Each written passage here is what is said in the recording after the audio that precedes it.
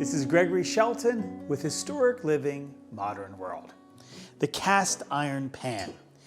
Today I'm going to show you how to clean an old and gnarly one, season it, and make it an important part of your everyday cookware. Stay tuned. Okay, what I have here is a very, very old 10.5 solid cast iron made in the USA pan or a skillet. Okay, this is something that you would see in any person's house that loves and is passionate about cooking. Now, a cast iron pan has some of the most amazing benefits, and if you're able to come in contact with one, if you don't own one currently, I recommend that you snag that thing, because if it's your mom's, your grandmother's, it might be rusty, it might look old. I can promise you, I will teach you how to not only clean it, but how to make it a superb kitchen utensil. Now listen, when we talk about cast iron, we're talking about no frills cookware. Solid cast iron, again, when you have rustiness here, that's just how things age. We're going to clean it, it's going to look almost brand new, but there's some benefits to this cooking tool that are remarkable compared to what you're used to.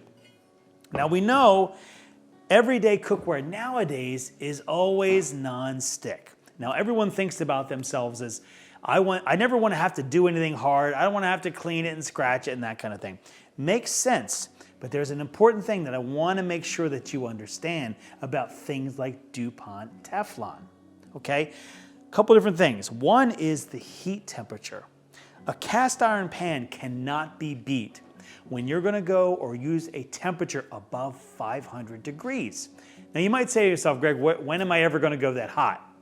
If you're frying a catfish, if you're going to be cooking a steak and you want a nice char crust on the outside, you're probably not going to get that out of a non-stick. Now, if you leave it, if you crank the heat up or the gas or whatever, you will get to that temperature. But I want to caution you, when you use a Teflon or a non-stick pan, it can be incredibly harmful to you and your family, or if you even have birds. Now, this is why. That DuPont Teflon is not made to go that high. It can go to about 350 to 400 degrees. Now, if you're making pancakes, no sweat, you're totally fine. I even recommend you use those for pancakes. But when you're looking to get a char on a chicken or a steak, you really want to use something like this. It exudes the heat even better. But there's a couple other things I want to make sure that you understand. It cooks way more even than a non-stick pan. So when you're putting your pan on the heat, a lot of times when you're using a non-stick pan, depending on where the protein is in the pan, a lot of times you have to move it around to get that high heat. Cast iron takes the heat and goes evenly throughout the whole pan, which is incredibly important when you're trying to get an even crust on a chicken or a steak or something along those lines. Very important. Another thing that I think is incredibly important is that a cast iron pan can hold the heat a lot longer than a DuPont Teflon pan or a non-stick pan. And that is a great attribute on exactly why you would want to have a pan in your arsenal and why you would use it a lot when you're frying.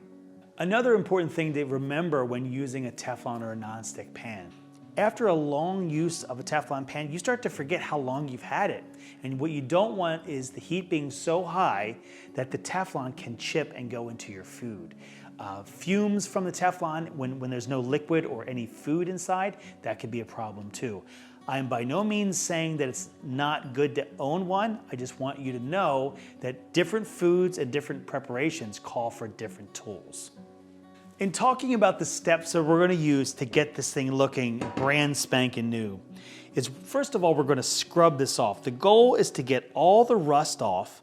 We're going to be using a little bit of detergent and a hard scrub pad that will remove the rust and any grime that's been sitting in the bottom of this pan. So clean is the most important thing. The second step is making sure that this is fully dry. Now we're going to wipe it down, but we're also going to put it on top of the range and allow the heat to dry anything out.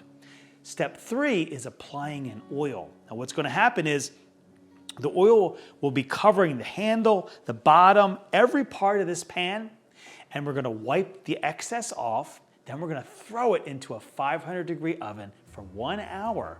And that's going to bake in all the oils, and this thing is going to look like $1,000,000.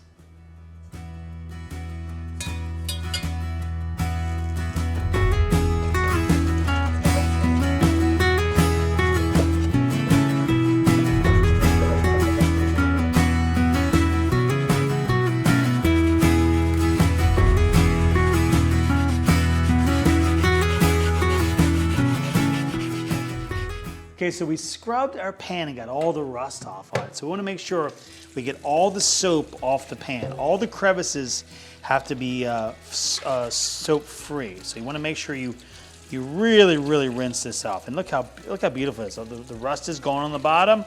It's starting to look like a new pan. Once it's dry, then we're going to put it on the island and we're going to cover it in oil, and then we're going to put it in the oven to get this thing seasoned.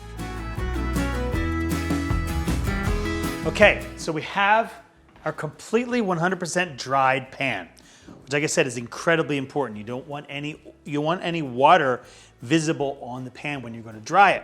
Completely done. Start with the bottom of the pan. It's the best place to start. So I want to talk a little bit about what type of oil to use. Now, you could be open to a lot of different, and all of it will work. I don't really recommend an olive oil, but I would recommend a canola oil. A shortening would even work. I'm using standard vegetable oil, which will be more than fine for seasoning this pan. So I start off with about 2 tablespoons of oil on the outside. Take a paper towel, and you want to slather that on. Don't worry about being messy.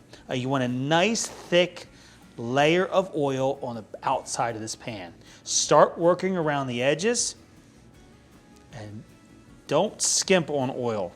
We will be wiping the excess off, but you want to make sure there's a good cover of thick oil. It already looks beautiful. Always make sure the next part, believe it or not, you want this whole pan to be seasoned. So now it's time to do the inside. Same exact thing, 2 to 3 tablespoons. Paper towel, and just slather it around. Don't forget the handle. Okay, perfect. Looks beautiful. Nice and wet. Okay, so we have our oil on the pan. Now you want to take a little of the excess off. Not a lot. You still want a nice layer on there, but you don't want any thick areas because that's just it's going to burn a lot quicker than the rest of the pan. You don't want that.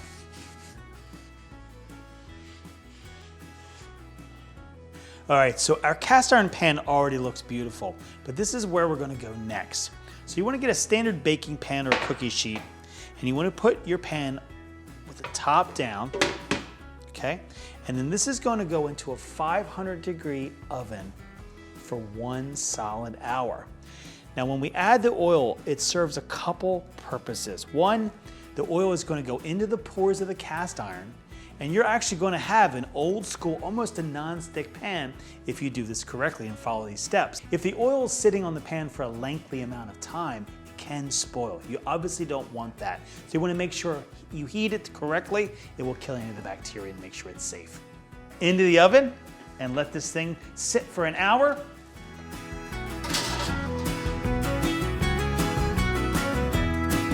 Okay, so our pan is done. It's been in the oven, a 500-degree oven, for 1 solid hour. So we're ready to take it out of the oven, and I want to show you how beautiful this cast iron pan, when it's seasoned, looks. Look how beautiful that is. You have a nice sheen there, and you can see that the pores are actually seamed up, so they're closed, and the oil is sitting in the pores, and it's almost a non-stick pan at this point. If you remember, originally this was muddled and dark, it had rust on it. Now it's ready to cook anything that you would like in it. It's going to be a wonderful tool for really hot cooking, and it's going to really service you perfectly when you're ready to cook.